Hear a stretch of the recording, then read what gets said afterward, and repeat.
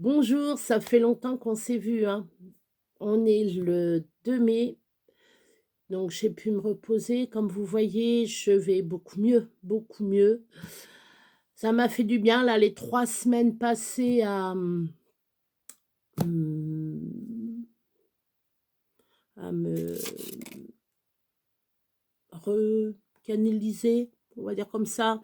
Ouais, bref. Là, je fais la vidéo, bien entendu, je fais un gros bisou à mes petits loulous et louloutes. Bah oui, les histoires ont dû vous manquer. Donc c'est pour ça, je reprends le Dictio, je reprends Songes de lune, bien entendu. Je vais faire les songes de lune où qu'on était arrêté, bien entendu.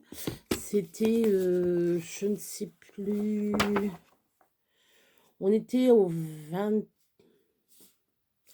ah oui, ça, c'était le 22 mars, je crois. Attendez, je vais regarder. Non, ça fait exactement, bah, vous voyez, ça fait un mois que je sais pas, là on est au 2 avril. Donc ce que je vais faire les toutes petites, les petites histoires du 2 avril, 3 avril, etc. Et puis je vais faire le Dictio. Je voulais faire une petite histoire, ben non, comme j'ai un mois d'histoire à vous raconter, on va en faire, je sais pas combien, et je verrai au fil combien que je peux en faire, etc. Là, je ne sais même pas où est-ce qu'on en était. Euh, on va mettre, on va dire qu'on était rendu au bouton d'or. Les bourgeons, je ne sais même pas si je vous l'ai dit. Parce qu'habituellement, je mets des petits... il y a le blé, ça j'en suis sûre, je vous en l'ai dit. Bercé, bouquetin. On va dire qu'on est à Bercé. Hein. Je vais vous dire jusqu'à quand. Je vais vous faire quelques mots pareils. Comme ça, le Dictio, je vais avancer un petit peu. Oui, oui, on va faire comme ça. Je vais faire comme ça me chante. Voilà. Donc, c'est parti. Alors, le blé. Le blé, c'est B-L-E. Tout en haut de la tige de cette plante, les grains sont rangés, bien serrés en épis. En épis, le blé est comme ça. Tac. Les grains, ils sont en épis. Bercer, B-E-R-C-E-R. Pour endormir son bébé, la maman le balance doucement dans ses bras. Elle le berce en lui chantant une chanson douce. Un bouquetin, B-O-U-Q-U-E-T-I-N.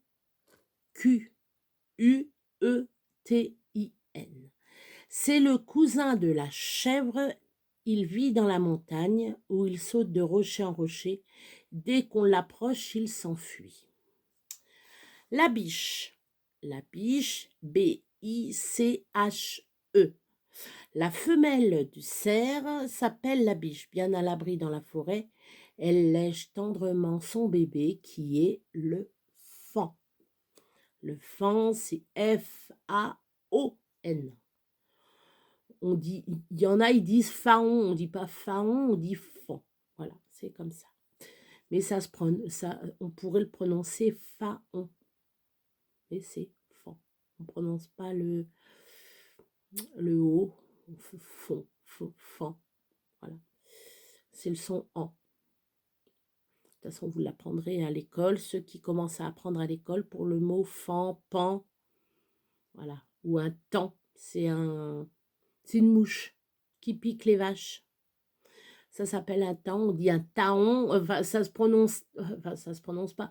Ça s'écrit taon, T-A-O-N. Comme un fan, F-A-O-N. Voilà. Ou un pan, le pan avec la roue, P-A-O-N. Donc, vous voyez le pan, le temps et le fan. Le pan, le temps et le fan. Voilà. Oui, je me répète. Le bourgeon. B-O-U-R-G-E-O-N. Parce que sinon, ça ferait bourgon. Si on ne met pas le E, ça fait bourgon. donc bourgeon. Voilà. Sous les écailles du bourgeon, les petites feuilles se font toutes belles. Elles sortiront au printemps, donc ça bourgeonne. Alors, ici, vous avez le blé. Ça fait des petits reflets. Voilà. Là, la maman qui berce le bébé. Ça va être un peu compliqué, je le sens. Le bouquetin. Voilà. Là, là c'est la biche avec le faon. Et là, c'est le bourgeon. Voilà. Hop. Voilà. J'ai lu une page. C'est pas celui-là, Béa, c'est pas celui-là. Hop, on enlève et voilà. Voilà. Alors, lui, on va le mettre. Là, je refasse. Là, je range un peu.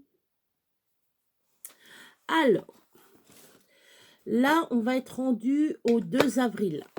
On est le 2 mai. J'ai un mois d'écart de... C'est pas grave. C'est bizarre parce que chez le 22 mars... 1er avril, 22 mars...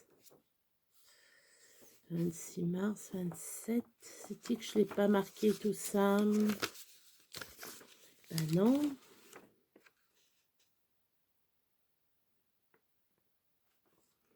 Ben oui.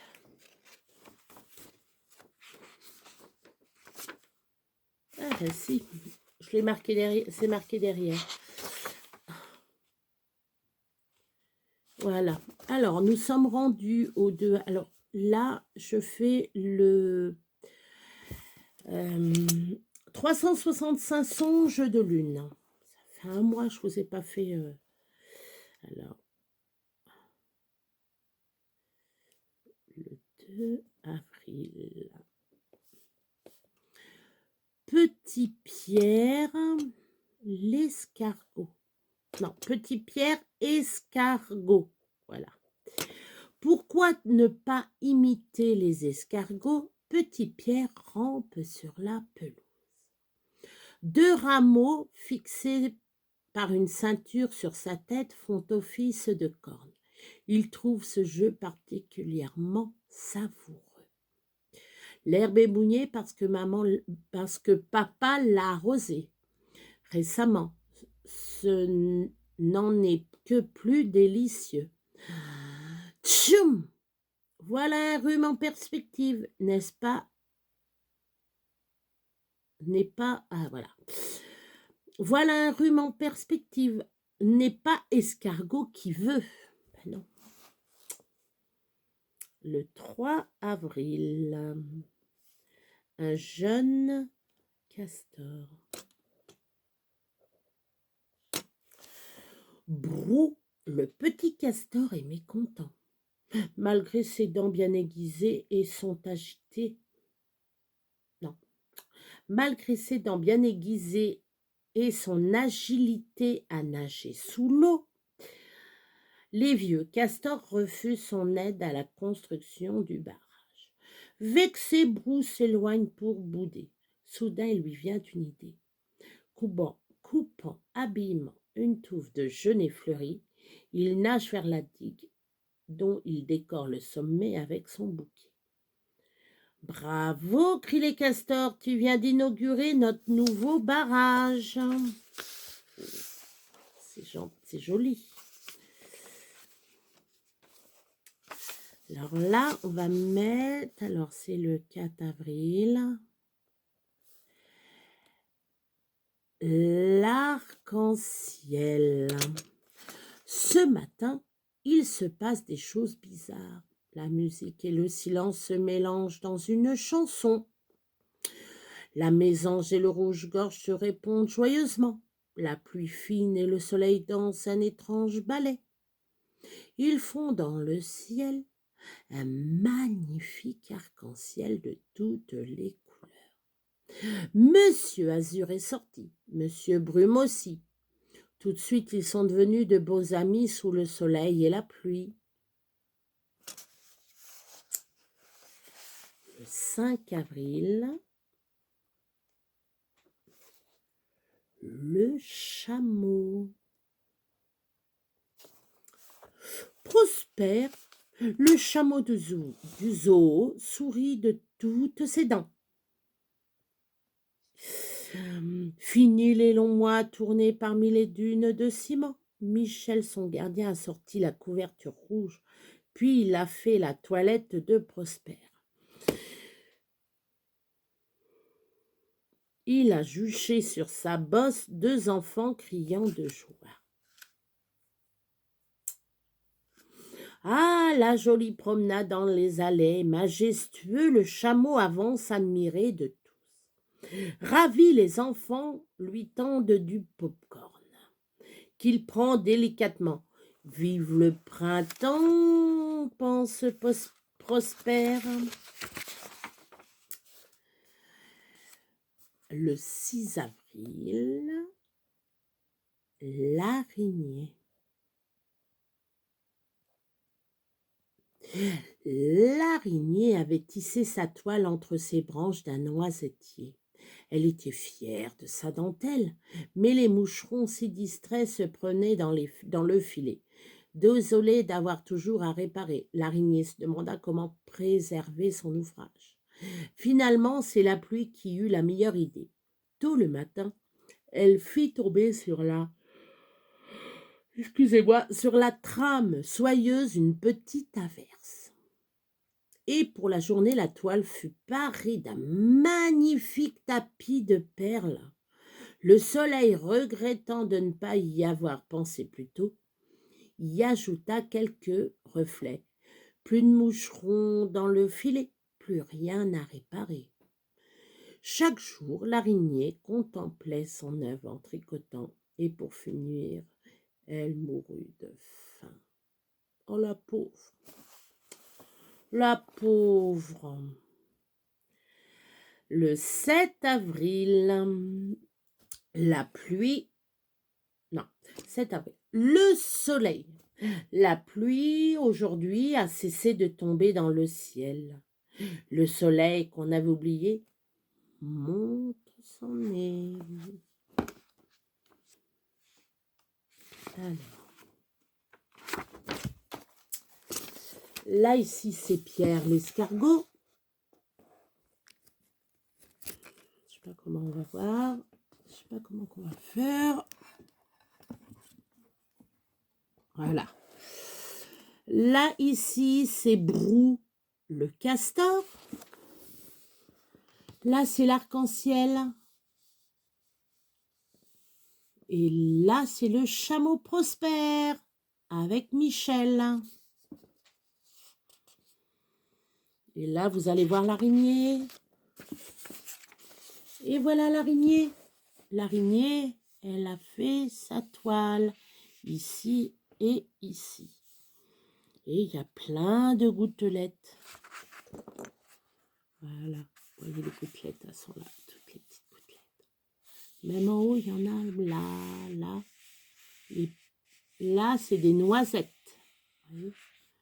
Il l'a mis entre les noisettes. Et elle est morte de faim, la pauvre. La pauvre. Alors, le 7 avril, donc on l'a fait, c'est le soleil. 8 avril, Corinne et Fabienne au cirque.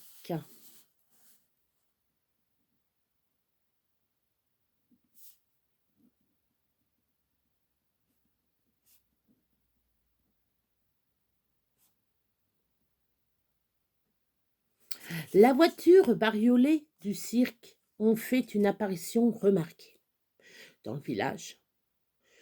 Pendant tout l'après-midi, Corinne et Fabienne ont admiré les gens du voyage qui dressaient le chapiteau multicolore sur la grande place. « Regarde, Fabienne, comme ils sont courageux! Tout le monde s'y met, le dompteur comme les clowns, les trapézistes comme les équilibristes. pense que le cirque, il s'installe ici aujourd'hui. Ils l'ont monté hier dans un autre village. Et demain, ils recommenceront ailleurs. Allons prendre nos places pour la représentation de ce soir.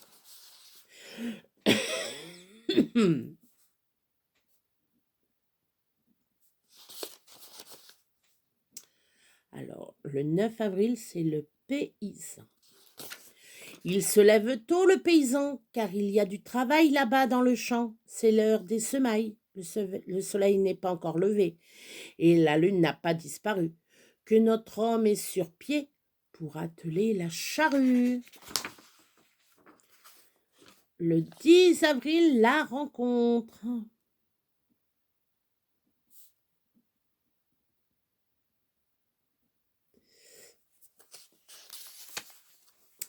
Il était une fois deux petites vieilles dames amies qui, hélas, habitaient à une certaine distance l'une de l'autre.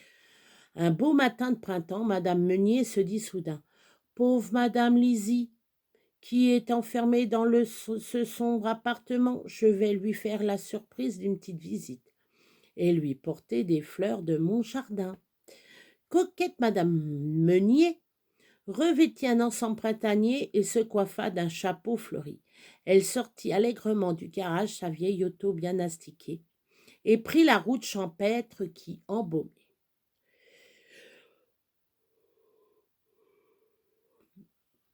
Pendant ce temps, Madame Lizzie admirait la vitrine du confiseur le plus réputé de la ville. Quel magnifique œuf en chocolat cravaté de sucre rose!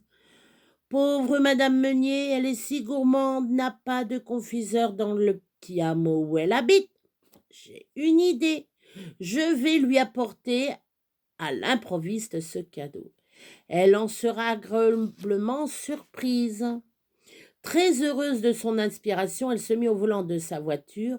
Sur le siège avant, soigneusement calé, trônait le paquet enrubanné qu'elle venait d'acheter.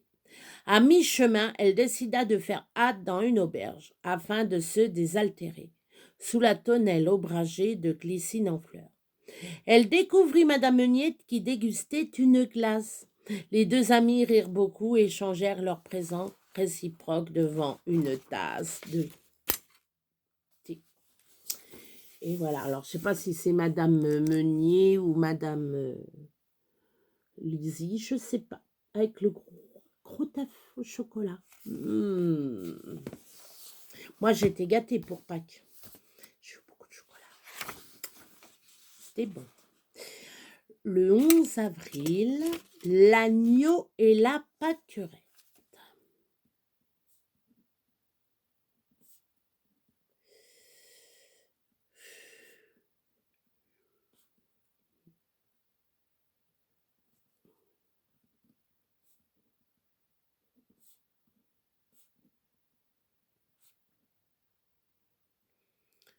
Je vais faire ces deux histoires et après je vais arrêter, peut-être.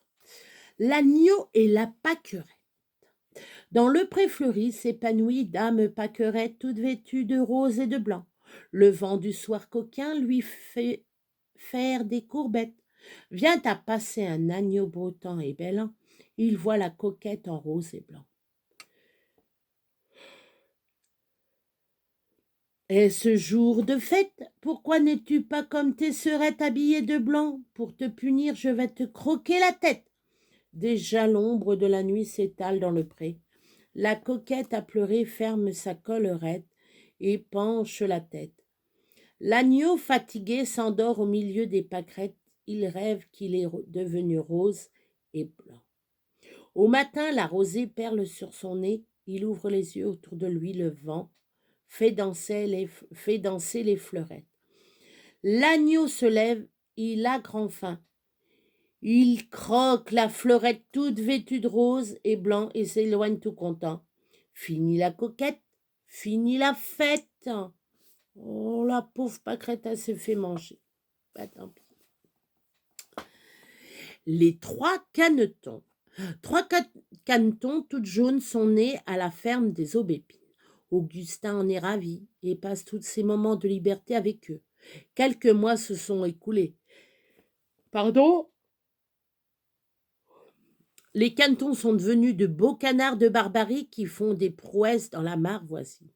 Un jour, le père d'Augustin décide d'aller les vendre au marché. Le petit garçon en a beaucoup de peine. Ne pleure plus, je te fais cadeau de l'un d'eux, dit le brave homme à son fils. Choisis celui que tu préfères. Augustin est encore plus malheureux car il ne veut pas se séparer de ses petits amis. Bon, dit le père, garde-les tous les trois, mais tu devras leur donner chaque jour de la pâtée et de l'eau fraîche. Oh oui, répond Augustin avec un gros soupir de soulagement. Eh bien, le 13 avril, c'est la grenouille. On n'est pas rendu à la fin. Alors, la grenouille verte joue dans les temps sans soucier du temps, mais bientôt alerte. Voici le héron méchant qui veut croquer la distraite dame.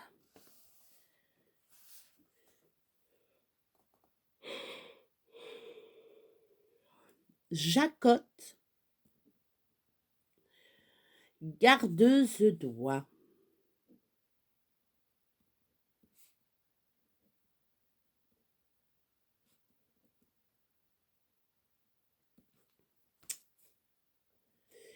C'est décidé. Les oies, las de se promener dans la cour de la ferme, sont venues en délégation trouver Jacotte la fermière. Sois gentil, Jacotte, fais-nous découvrir la forêt. Nos grands-mères nous parlaient des mousses délicieuses, des grands arbres aux glands succulents et de frères ruisseaux. Notre mare est boueuse. La pâtée insipide, nous avons plus de goût à pondre. Nous n'avons plus goût à pondre. Ça veut dire, ils ont arrêté de pondre, les pauvres oies, ils veulent manger d'autres choses. Jacotte a décidé, les voilà en forêt, les écureuils ravis viennent les accueillir, les castors construisent un radeau piloté pour Ignace, le loup apprivoisé, quelle fête, quel jeu. Merci Jacotte, nous te promettons de belles couvées. Grâce à ça, avons pondre et peut-être faire des bébés, qui sait, on ne sait pas. La rivière. Ça, c'est le 15 avril. C'est l'histoire du 15 avril. La rivière qui coule au cœur de la vallée roule des cailloux que les enfants amusés ramassent à genoux et mettent dans des paniers.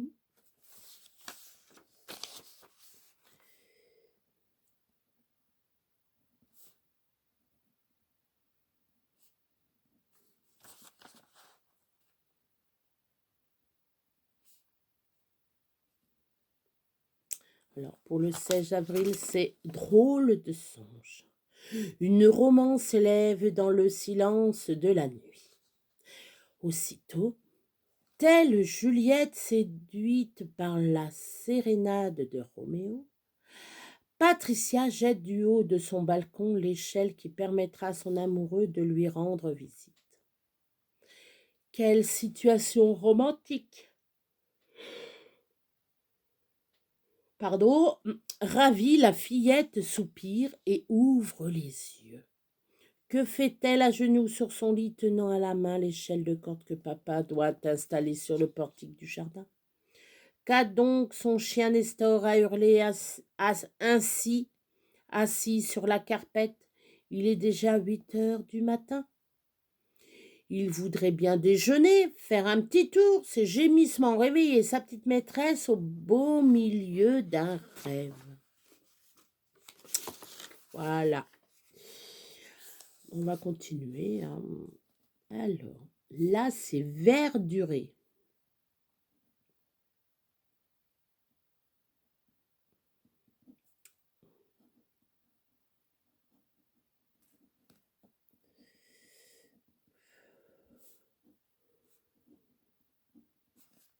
Excusez-moi.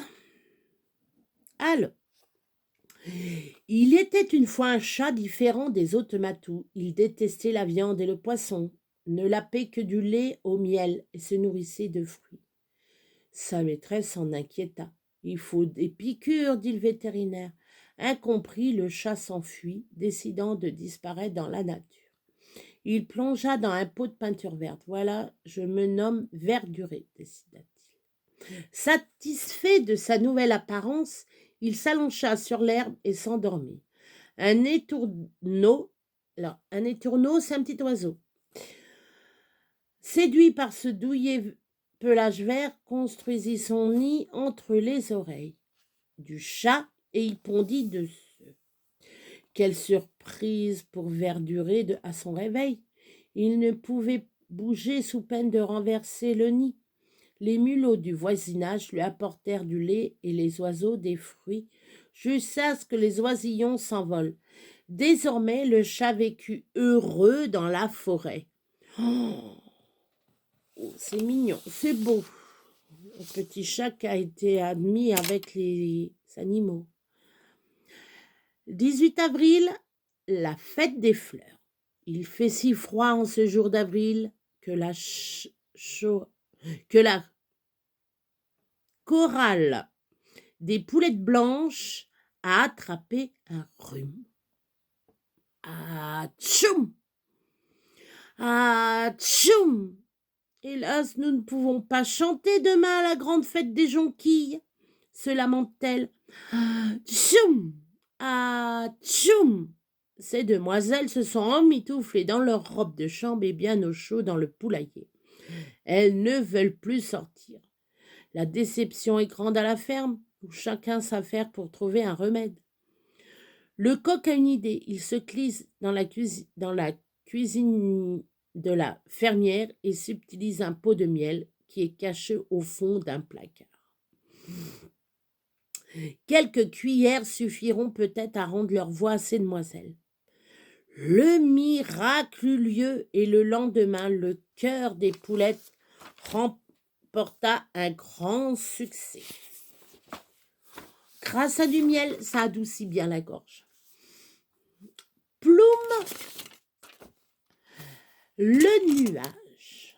Et c'est le 19 avril, l'histoire du 19 avril. Plume, le nuage.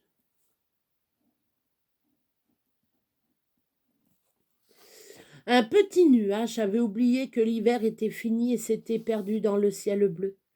Il avait appelé, grondé, étonné pour que quelqu'un vienne le chercher. Plume avait peur, tout seul, si loin de sa famille. Désespéré, il se mit à pleurer de rage et de colère, un gros caprice comme un orage. Une grenouille ravie avait mis le nez à sa porte. Un lapin frileux s'était abrité au milieu. Que se passe-t-il disait la chouette un peu gênée par les éclairs. Le soleil, d'abord fâché de cette ondée, trouva la punition assez sévère et fit briller un arc-en-ciel. Soudain, tout regardit, le petit nuage arrêta sa pluie et d'un coup de vent repartit. Alors, l'histoire du 20 avril, une amitié. Bonjour, bonjour le nénuphar. Salut madame la grenouille. Permettez que je m'installe sur votre magnifique gazon. Bien sûr, ma jolie rainette. Venez leur faire la causette. Ils ont parlé, ils ont ri, et les voilà devenus amis. L'histoire du 21 avril. Mathieu. Le plus grand plaisir de Mathieu est de lire assis par terre. Ses petits amis viennent le chercher pour aller jouer dans le square, mais il refuse, préférant ses livres d'images. Notre fils va perdre ses forces et oublier les jolies couleurs de la nature s'il reste enfermé ainsi, se plaint sa maman. C'est demain dimanche, allons faire un tour en forêt, propose son papa. Cela lui donnera peut-être le goût de plein air. Tout d'abord, le garçonnet boude. Il avance en traînant les pieds, puis il ramasse un brin de muguet, puis deux, puis 10. Quel beau bouquet pour sa maman, la forêt recèle de vrais trésors.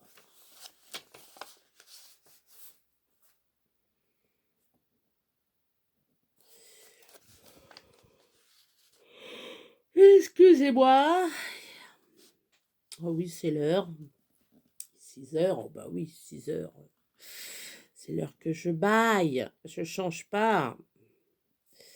L'heure de rêver, là, par contre. Et c'est l'histoire du 22 avril. Goutte à goutte au carreau, la pluie pleure en longs sanglots.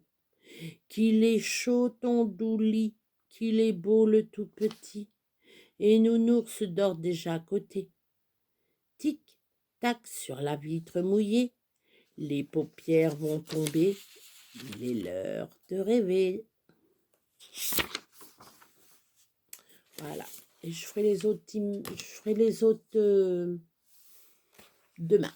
Voilà. Ah, j'ai pas mal fait des histoires. J'espère que vous avez passé de bons Pâques. Moi, comme je vous ai dit, c'était très bien. Bon, à part un petit accident. Mais sinon, tout va bien. Voilà les enfants, je vous ai raconté des histoires. 22, 23 histoires. Voilà. Une vingtaine d'histoires, comme ça vous allez pouvoir en profiter. Je vous fais de gros bisous mes loulous et louloutes. Et bien entendu, je vous dis bonne nuit les petits. Faites de beaux rêves.